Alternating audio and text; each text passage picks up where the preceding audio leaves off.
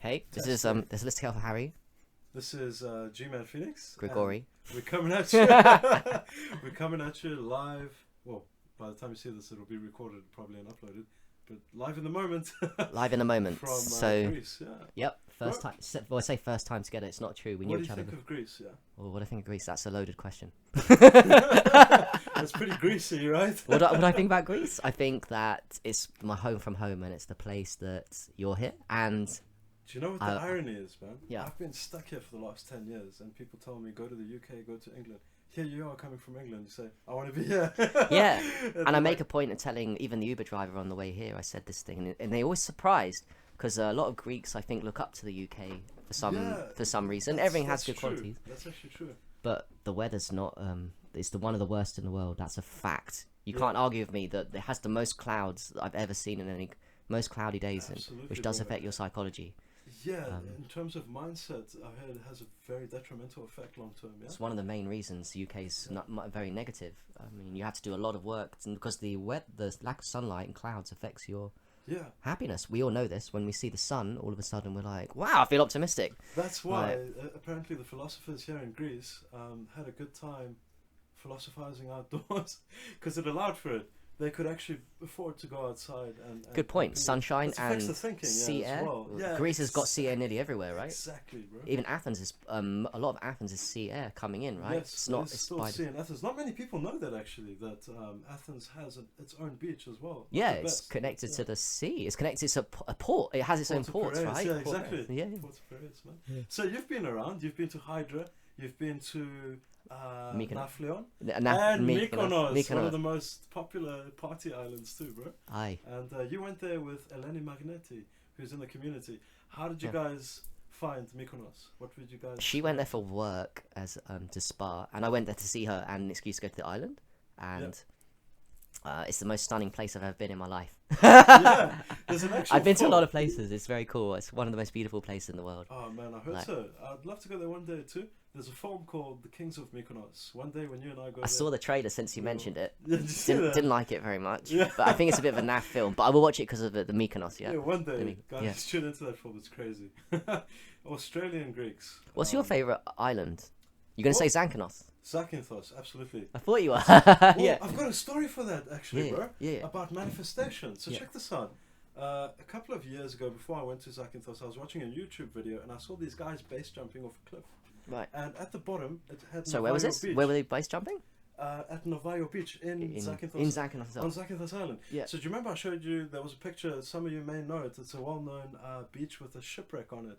I actually have it on my profile picture, one of the profile pictures I have of that beach. Yeah. So I saw these guys base jumping, and at the time I thought I would love to travel and go to that place.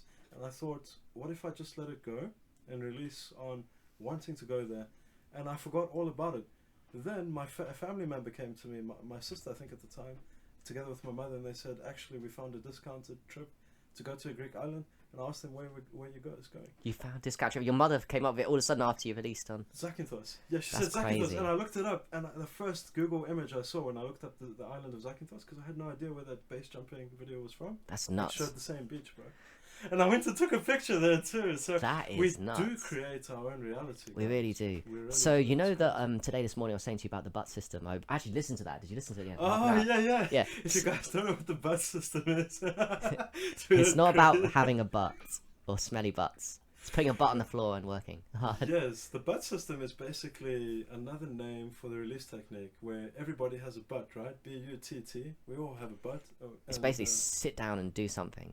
But what I was going to say is, it's tied into what you said about wanting, and I know this before, but I'd forgotten. But I was reminded when I watched it that to want something is a dangerous game of ego. It's a game of what you call lower self, of the false self. Let me rephrase. So to want something from the false self is to imply that you don't already have it.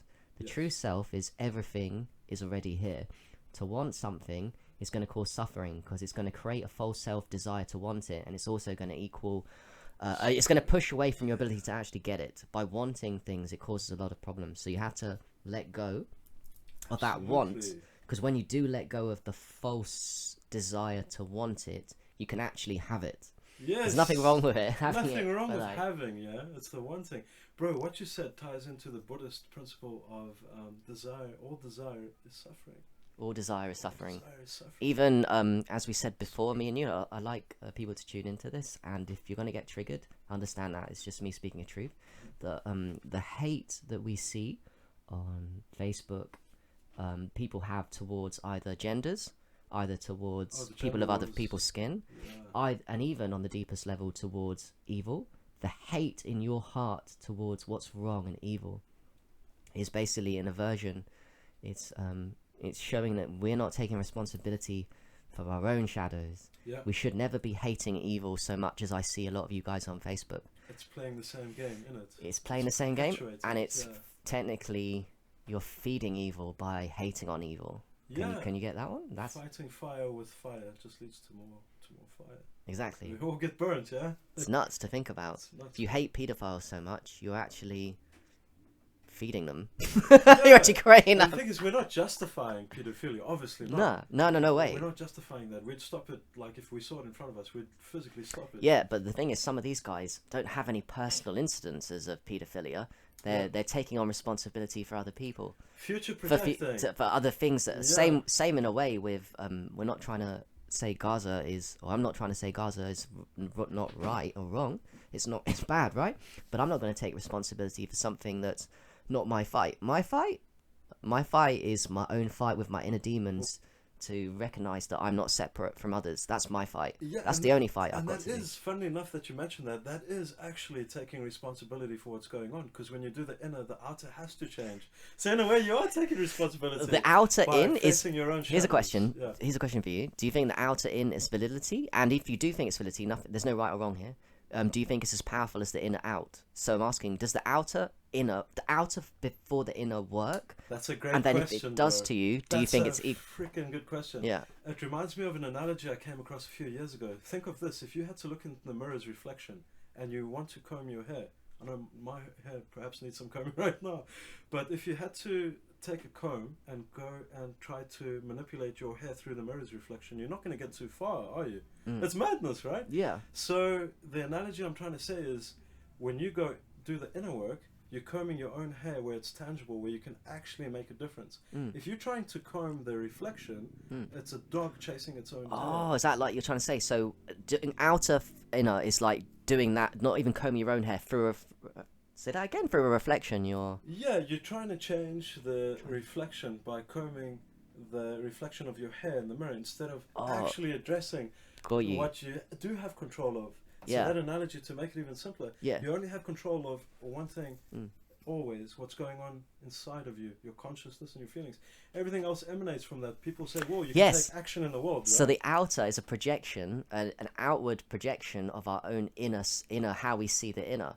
Absolutely. So when we change the inner... Perception decides everything, If everyone took full accountability for the inner and realised we were all one through their own hard work, there would be not even one smite of outer perfection in some hypothetical. But because a lot of people... The wars of the last century have all been, to me, an inner psychosis of everyone sticking to and doubling down in Wetiko. People doubling down in Wetiko and delusion. And including... what I'm seeing currently, which is a lot of spiritual people, too much in right or wrong judgment. I'm better than you. I know more than you. I don't even want to make friends. We all do it. We all do it, but I mean, what me and you are doing is we might not agree on everything, although we do agree on nearly everything. I want to add, but we might not agree on everything. But me and you know that the most important thing is being friends with people and finding common ground, which is not what Wetiko doesn't want. That Wetiko in the people on Facebook, some of them.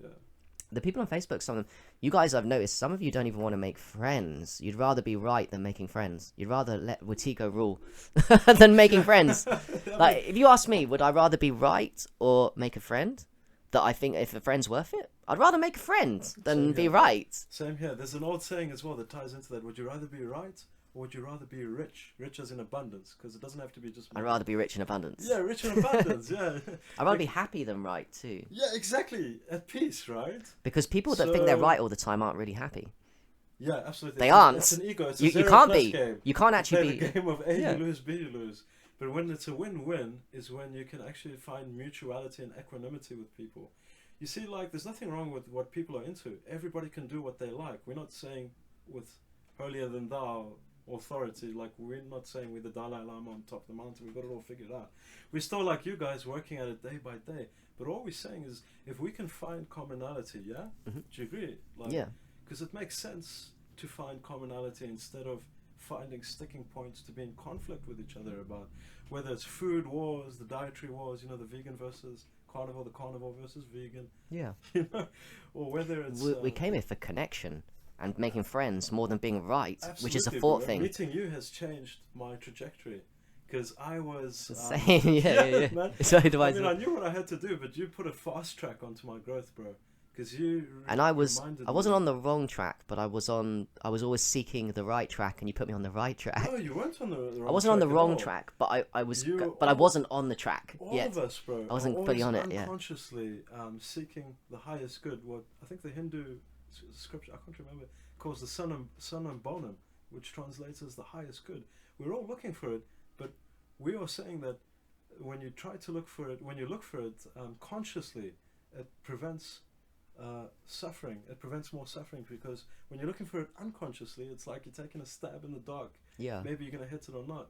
Yeah, you need people that are ahead of you in the jigsaw puzzle that can put the pieces together. The jigsaw that I know everyone here is watching and trying to find out. Yeah, and it's not about being ahead. It's just we all have the whole solution within us. Every one of us. Yeah. You and I are not better than each other or worse than each other or better than you guys. You guys are not better than us or worse than us.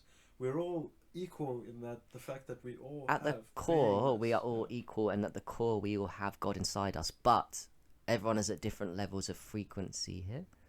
Yeah, that's a good point. Which is seen in what we call the unconscious people, which, but by the way, these are all judgments. They don't exactly help you if you focus too much on them, but they are useful to understand so that you don't get completely washed over when, like, a family member is completely unconscious. You start, exactly, there's reference points. Exactly like you're saying.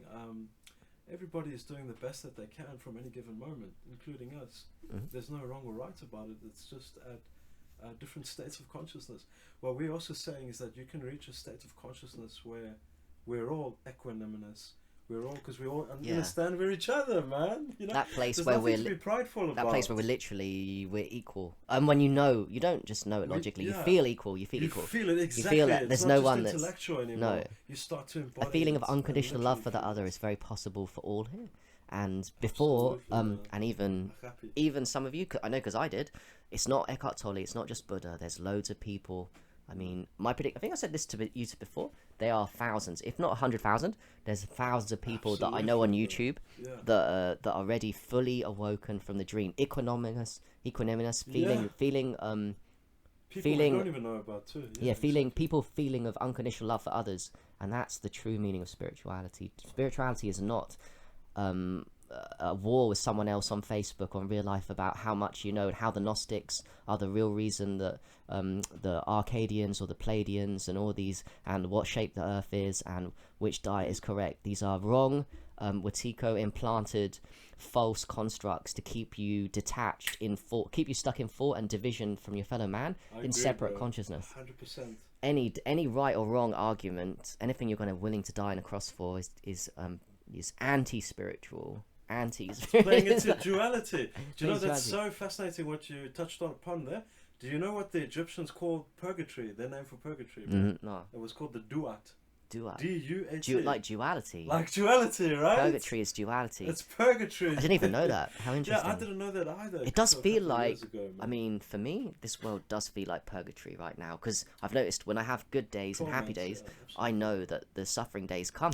We have suffering days because we have happy days. Exactly. We're in duality. Harry and I are not saying to be happy, clappy, rainbow, fairy, pixie dust. We're saying that we all have our shadows at times, and we have our bad days. Just like you said, bro, I have them too. But the difference is now we're becoming conscious of it and not being run by it, on automatic, on these tendencies that mess us up and make us monstrous. There's a knowing that we have, that we'd like to share, that there's a better place, and we can wake up from this dream and be basically what Eckhart Tolle said. We can be present to this moment without thinking of past and future. We can go into the present unknown, which is very scary, especially when you've been through so much trauma, like ourselves and you guys. With that point of so much trauma, we are so obsessed with controlling other people or things or what we see, or approval seeking towards other people, or what's the other one? Control, approval, and looking for safety, even in the moment. Safety comes from the known, so it's unsafe. The unknown present moment can feel unsafe. When I'm sure everyone here's watching has felt at moments of being in the unknown present. I bet some people watching this have felt that feeling that I felt of feeling unsafe. It's not a nice feeling. Absolutely. It doesn't feel nice. The ego wants to latch onto the familiar, right? Yeah. It always wants to latch So the ego tries to trick you by making you feel horrible and unsafe, make it like a bad feeling when it's not. It's just something you're not used to. Yeah, it's actually a good thing. What it is it's stuff coming up to let go of, to release. Yeah. Because when you do these practices like Harry and I are talking about, the ego wants to hold on. So what it does is it likes to get you to be addicted to your familiarity, whether that's your own trauma, your pain. Isn't that crazy? That's crazy. Me and you have met a lot of characters as an extreme examples, but we have it in us, me and you too, where that people that are so negative that they literally will say they're not addicted to, but you notice anyone that's addicted to something deeply negative in their personality, actually they do enjoy it. There's a part of them, and they enjoy it because it's comfortable. Sorry, it's pride. It's no. It's the known. Oh, and the known. If all you've ever known is being a dark, if all you've ever known is being a dark person, in order to undark yourself into a new personality, that's the unknown, and that's scary. The unknown, yeah. Yeah, especially to the ego, man. And when we surrender, right? I know you made posts recently about surrendering, which were really insightful. The surrender is basically, there's that saying, "Let go and let God, let go and flow." It is not I, but the Father who worketh through me. And we're not speaking from Christian or religious viewpoints here. Nothing wrong with that, by the way, if some of you are religious, to each their own. But we're saying, it's a great symbolism. It's not I, it's not your ego. It's the Father that is the higher consciousness outside of this construct or simulation, whatever you want to call it, this dream that's working through us, guys. When we allow it to move through us and we can impact upon each other in the world in a very positive way. That's a very deep concept, and I'm having more of an understanding of what you're saying. There's a part inside you that knows how to live your life perfectly, with peace, with no duality, no game playing, no need for validation, and it knows everything to say to people at the right time because it's in flow with the universe. And it's not even the ego, which is a personality construct of division. It's actually a unity consciousness. It's actually a unified consciousness quantum field. And you can access it. It's in, like you said before, it's in us right now. Our birthright. It's not something you get. Work towards. And not even you work towards. It's something you. Exactly. It's already in everyone here. It just needs to be. The layers of false self need to be dissolved. Yes, so that we can see. 100%. And like we said before, it does start with humbling your prideful. Pride is thinking you know it all. You're now in a position where you are superior and everyone is inferior. Yes, it's trying to maintain the status quo. Pride is, okay, this is my perception of reality. Anybody that challenges it, or anybody that tries to, in my perception, go above it. Yes, and true reality isn't something you could... True reality is not something that ego can hold as a personality thing. True reality is for everybody. It's shared for everybody. It's shared for everybody. It's like fish in the sea. It's not a special thing that you can have just for you. I am right, I am wrong. It's the unified everything. I mean, think about it. How crazy would it be if you saw fish, like in a fish tank, like we saw at the mall the other day, man? All these fish in the same environment, and the one screaming at the other, like, he was like, I have I have the truth. Sustenance. I am the... exactly. They're all in the same environment. They're all getting the same life force from all the water around them, the ocean. That's a great example. That's like us in the same trying to egoically build up its force shield of goldfish moments. Finding Nemo. You gotta find your own Nemo, and it's right there inside of you guys. You don't have to be lost. You can find yourself. That's powerful. Nemo, man. Yeah, it is. This was powerful, bro. Exactly. This was like our first little induction into this world of whatever this is, podcasting. I don't know. I think that was a very revealing, and I enjoyed doing this. Thanks, man. Thanks too, bro. I enjoyed this, man. Have a good. This was like I can see that this type of format is very definitely. Free. Like what do you call it? The free. I don't even know. Free flowing. Me and you can flow well. Exactly. Some people work. I think we're very good at free flowing. It'd be great to see other people. I love other. If anyone's watching this, we'd love to have you on as a guest. Absolutely. We can do it for our side, us two. When we're not together, one of us can do it on Zoom or online. Physically, we can do it online as well, guys, and just open up the conversation. Yeah. Yeah. Because at the end of the day, it's not what you know, it's how much you can let go. Yes, what a perfect way to end it, man. It's not about addition and accumulation of knowledge. Yeah. It's about becoming less and less and not knowing what the fuck you're doing here. Not knowing what the fuck you are. If you start figuring out not knowing what the fuck you are, you will waken up. You can uncover everything you are. Exactly, man. Here we go. It's like trying to build Lego blocks upon Lego blocks instead of saying, yeah, you were there all along. Bye, guys. Cheers, guys. Much love.